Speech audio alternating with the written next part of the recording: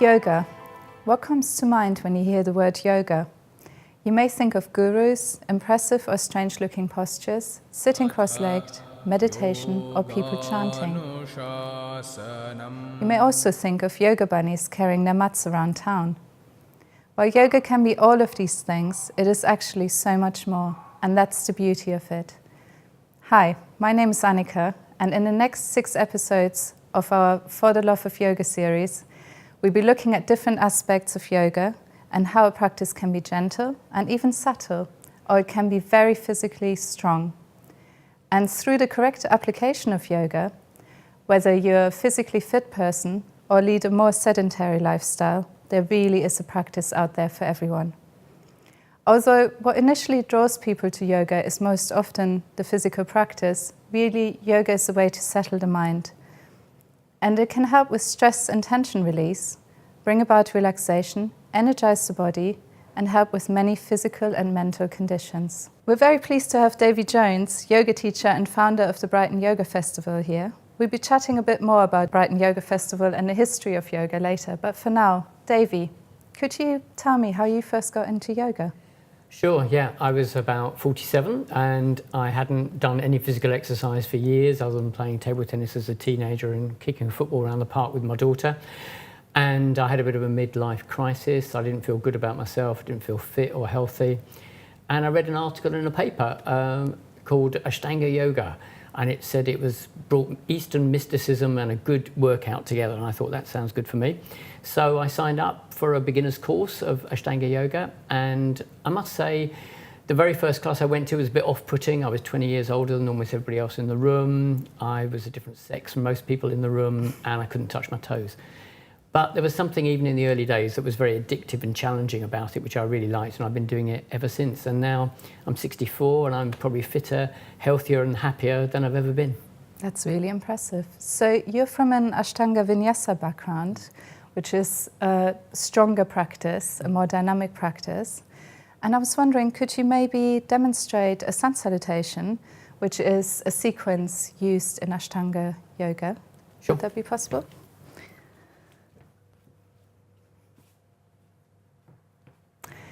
So we usually start off by inhaling, raising the arms, exhaling, then folding forwards, closing the body. On the inhalation, you lengthen through the back. Exhalation, jumping back and lowering down. The inhale, upward dog, opening the front of the body again. Exhalation, closing the body into downward dog. Take in 5 comfortable breaths here.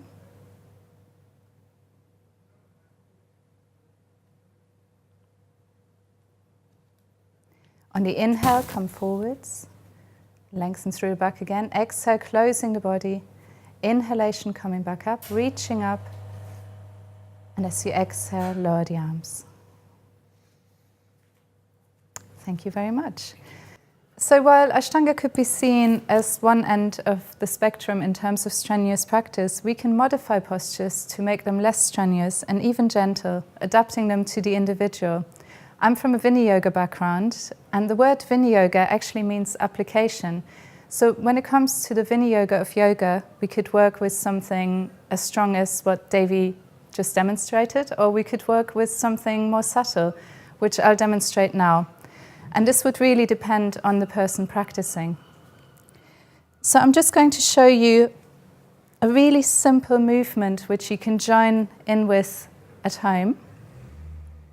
We're starting off standing comfortably, finding some grounding through the feet, maybe tucking the chin in slightly. And you're just going to raise one arm as you're inhaling and try and connect the length of the inhale with the movement. And then you exhale, lower the arm back down. Again, connecting the length of the exhale with your movement, connecting the movement to the breath. Breathing in, reaching the opposite arm up, pausing for a moment, exhaling, lowering the arm back down. So this is quite different to what you've just seen previously, and hopefully you can see that just a simple movement can actually help you bring some space to the body and some focus on the breath. So this is helpful for mobilizing the shoulder girdle and also focusing your mind by connecting breath and movement. Another way we can work with this is take the arms wide on the inhalation. Interlace the hands, reaching up. And as you exhale, drop the hands to the top of the head. And take a breath here. It's great for releasing tension in the shoulders, and you can do this sitting at home or even at work. If you're working on the computer quite a lot, this is a really good movement to stretch out, not just the shoulders, but also the back. Inhale, reaching up, and exhaling, lowering the arms back down. Just going to go through this one more time. So you're breathing in, reaching up, interlace the hands. On the exhalation, drop the hands to the top of the head, relax the shoulders, and take a breath here. Inhaling, lengthening, and exhaling, lowering the arms back down.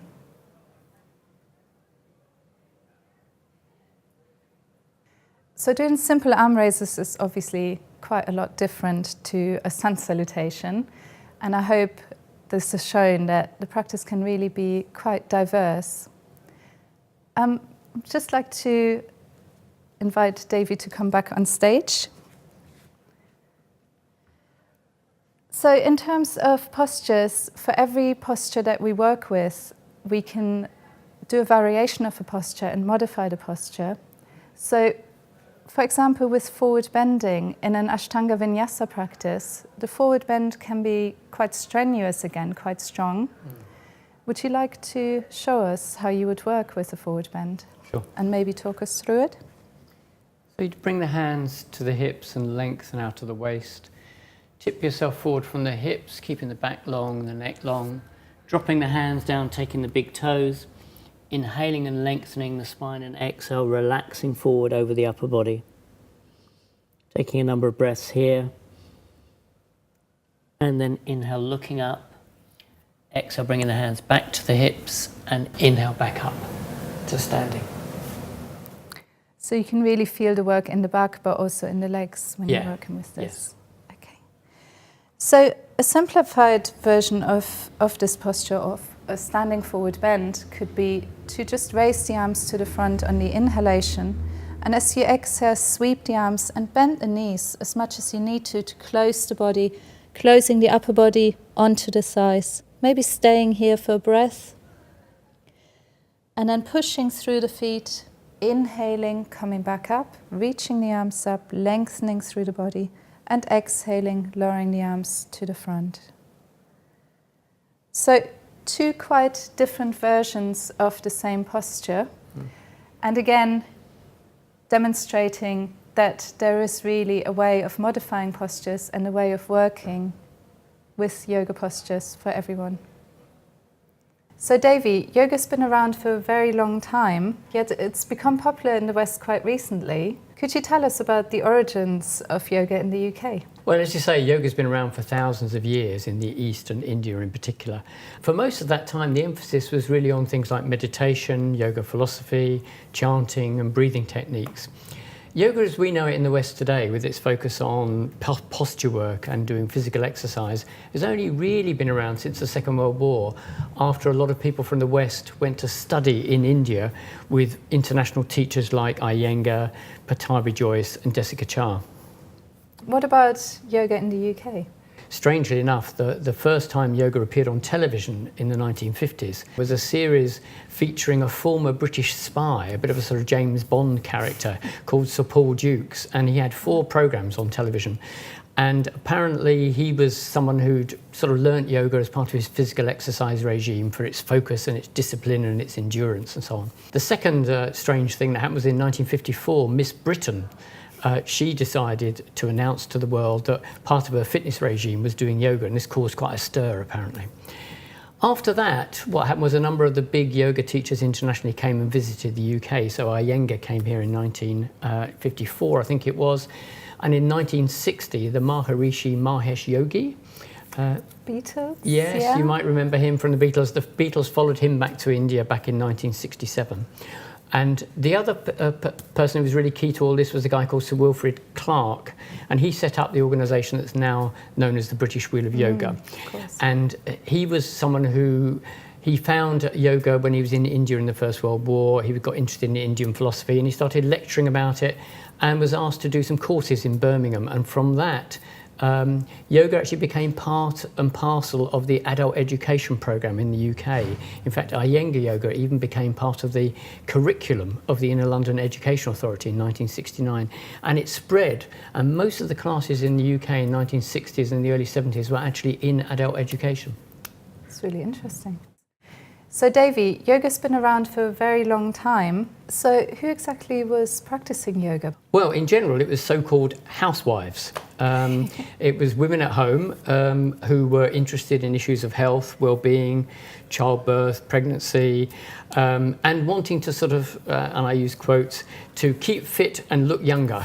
And this was the main constituency of yoga in the 60s and the early 70s in the UK. And of course, in the 1960s, there was such an explosion of popular culture and a lot of interest in all things from the East. And so that helped to spread yoga a bit more. And in the 1970s, a guy called Richard Hittleman, he had a TV series called Yoga and Health. Mm-hmm. And in fact, there was a magazine set up of the same name shortly afterwards. Where did the idea for the Brighton Yoga Festival first come from? Well, it was inevitable, really. I mean, Brighton has so much yoga, it was bound to happen that someone was going to think about having a festival here, because there's lots of other festivals around the country. In fact, we weren't the first to think about it. I know of other people who had thought of the idea, but for whatever reason, people had never got round to actually organising it. And then in 2013, I was selected by the Green Party to be its parliamentary candidate here in Brighton, Kemp Town. And I was the first yoga teacher ever to stand for Parliament. And I thought it'd be a good idea to get the yoga community involved in the election. So I met up with a woman called Michaela Pereira from Kemp Town Yoga, and we discussed about whether or not we could organise a festival here in Kemp Town. And in fact, that happened in 2014, July.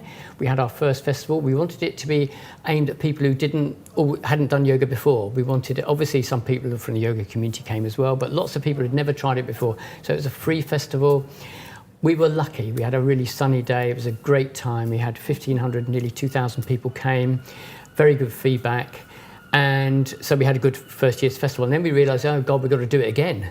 So we did it again last year, 2015, same weekend at the end of July.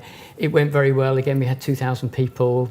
And we moved, we'd been at the venue of St George's Church for 2 years. And we decided that for this year, 2016, we'd move to a bigger venue so we could have even more talks about yoga, more different styles of yoga. We could appeal to more people who'd be walking past the venue. And we moved it to the Corn Exchange and the Dome complex. And on Saturday, 23rd of July, that's where we're going to be. It's going to be a free festival, so you don't have to pay to get in. And we're hopeful it's going to be a really good day like the previous years. Thank you very much to Davy Jones for joining us today. And I'm going to finish off with a little practice that everybody at home is welcome to join in with to get you into your yoga practice at home. So finding a comfortable stance again to begin with. We're going to start off with a balancing posture. Just making sure that you've got enough space to take your arms out to the side and overhead, wherever you might be right now. And on the inhalation, you're going to raise the arms, come up onto the toes, and on the exhalation, lowering the arms back down to the front. Breathing in, reaching up. And breathing out, lowering the arms to the front. I'm going to show you a different position, same posture, breathing in, lengthening up, connecting breath and movement just as we did earlier. Working with simple arm raises. So in the inhalation, there's a feeling of expansion. It's good on working the ribcage and the chest and the lungs, expand. Exhale, lowering the arms and bring the heels back down. Then from here, if you turn your right foot out slightly and just step forwards with your left foot, Going to raise the arms to the front and bend the left knee at the same time. And then as you exhale, you can maybe soften the shoulders a bit more, but still focus on the opening front of the body. Ribcage expands. Take a breath here.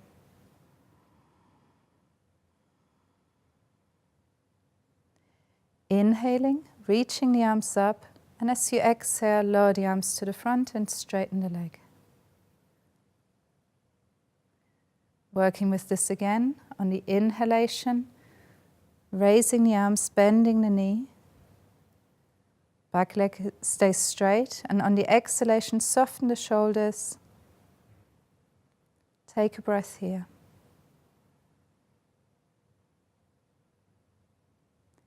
Inhaling, reaching up. Exhaling, lowering the arms down. Just one last time, going through the same movement. One more time. Breathing in. Breathing out. You're staying for breath here. And on the inhalation, maybe lengthening up a bit more. And exhalation, lowering the arms down. Stepping the foot back. Just take a moment here. Still have to work with the other side. So repeating the same movement, turning the left foot out, stepping forwards with your right foot. Doesn't have to be a terribly long stance. So again, just enough that you can bend the knee, keeping the knee above the ankle. So we breathe in, raise the arms, expand the rib cage. And as you exhale, you're staying here, maybe softening the shoulders a little bit. The inhale, you can lengthen back up. Exhale, lower the arms down. Working with this 3 more times at your own pace. So if I'm talking a little bit too slowly for you, just work at your own pace with your own length of breath. Breathing in. Breathing out. 2 more times.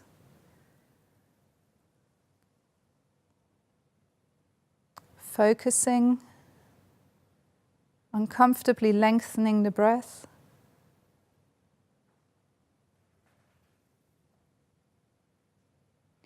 So through that breath focus, it becomes more than just a physical practice.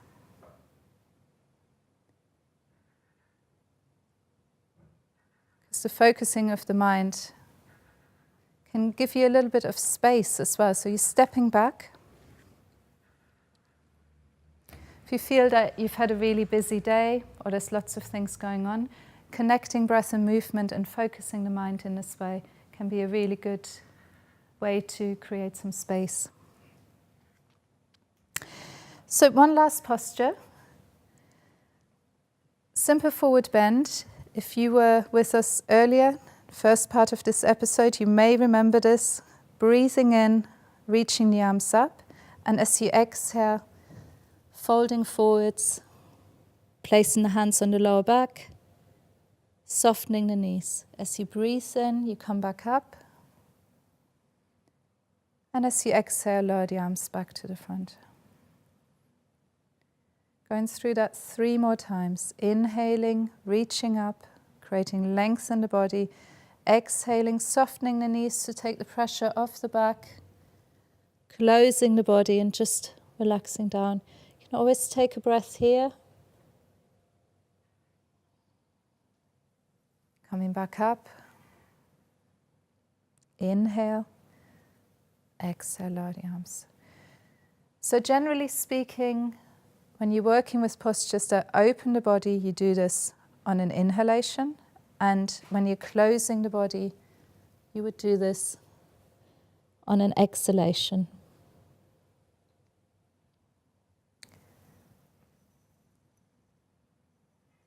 Exhale, lower the arms. Just going through this one last time. So it makes sense as the lungs fill and the ribcage expands. You want to open the body and you're closing the body as you empty your lungs. There's maybe a little bit of compression here, abdominal compression. Coming back up, inhaling and exhale. Lower the arms. So at the end of your practice, even if it's just for a few minutes, it's quite nice to just stand with your eyes closed, or maybe you'd like to lie down if you've been working a little bit more strenuously. And it really, hopefully, has shown you that you don't have to do a lot to start practicing yoga. So just by starting with simple movements at home, maybe you'll feel inspired to do more of a yoga practice, and even in group classes. We hope that this show has sparked your interest in yoga. The programs in the series will feature different types and styles of yoga, meditation and breathing techniques, and feature teachers involved in the Brighton Yoga Festival. Again, the festival is being held on the 23rd of July at the Dome Corn Exchange Complex in Brighton, and it's free. So put it in your diary now, and hopefully see you next time.